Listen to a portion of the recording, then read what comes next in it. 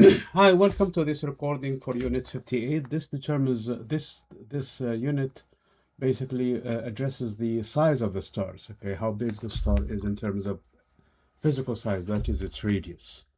Okay, first of all, you have to know that this is not an easy problem to solve. I mean, it really requires a lot of observation and data collection. Uh, we're going to use two basic methods at this point. We're going to uncover them. The first one is the eclipsing method. So basically, when the smaller star goes in front of the bigger star, we time the time it takes to as it starts to enter in front of it until it completely, basically all of it is now in front from this point to this point. That gives me an idea how big the smaller of the two stars are. And then also how it's eclipsed behind it, depending on the luminosity, okay? If it's in front of it, so basically part of the bigger star is dimmed, and the front one is basically now it is the only one, because at some point the binary is next to one another, okay? So it's super bright. And then as one starts to cover the other one, it dims a little. And then when it's behind it, it dims probably more, okay? So that's again, because the other star is completely gone. So this technique, the eclipsing method, will help me determine the size of both stars, actually give me some rough idea. Another technique in here is the Stefan-Boltzmann law. If you guys remember from previous units when we're doing the black body radiation, is that for a given temperature, an object will emit more light if it is, or it appears brighter if it's bigger than for the same temperature than a smaller object. So basically, that's the idea behind it. Okay, from there you determine its area using that law. So basically, the law says that the radiation, the energy per unit time per, in this case, the power, if you wish, is proportional to the area, is proportional to the fourth power of the temperature. So for the same temperature, then that what matters is the area, the cross section, the entire area of the star, the surface area of the star, because that's what we measure in terms of its temperature.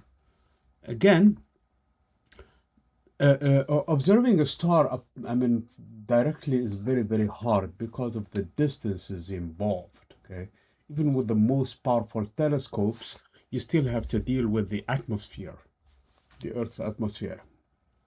So for that, you have to go outside of the Earth. You have to go into the orbit the Earth, if you wish. But even then, the distances are super far away, so you can't really take a direct image of a star. So that's basically out of the question in this case.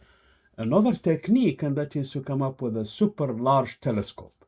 You can't have that. I mean, you're limited in terms of how big a telescope can be, but you can have an array of telescopes, two or more telescopes, using the interferometry method, basically of how to combine the image and everything else, and the entire array of telescopes acts as a single telescope.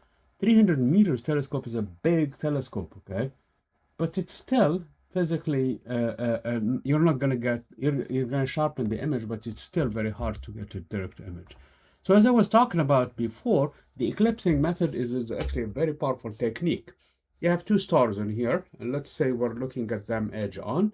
In this case, star 2 starts to go in front of star B, so the light starts to dim because star A is covering a little bit of star B in this case. So some of the light from star B is not arriving to us because it's hitting this star and basically not continuing its path to our telescopes or our observation points.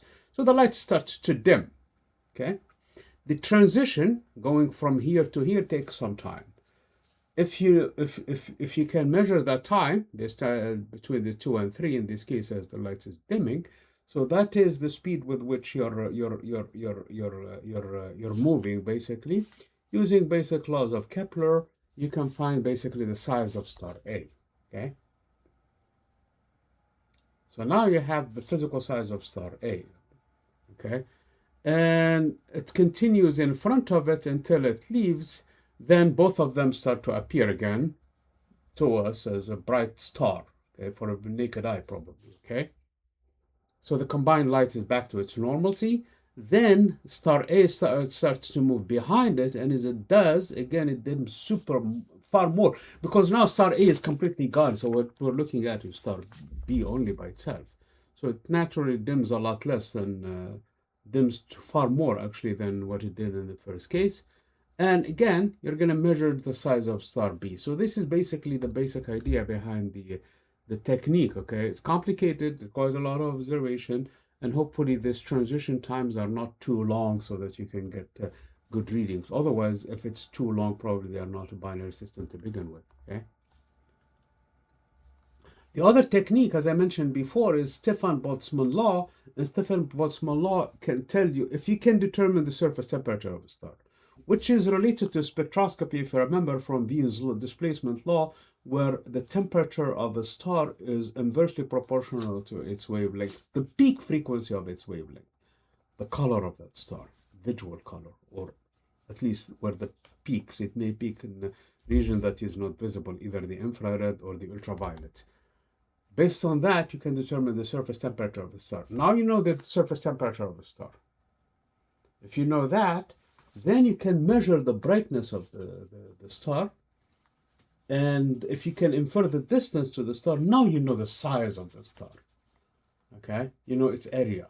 Because you're supposed to have this much power and you're receiving just this much. Now, and if you know the distance, so this is how much power you're supposed to be receiving. And that is related to the plot temperature of the star, which you already have measured using Wien's law. So at the end, we're left with the area. The area is proportional to the square of the radius of the star. So those are some of the techniques used to determine the physical size of the star.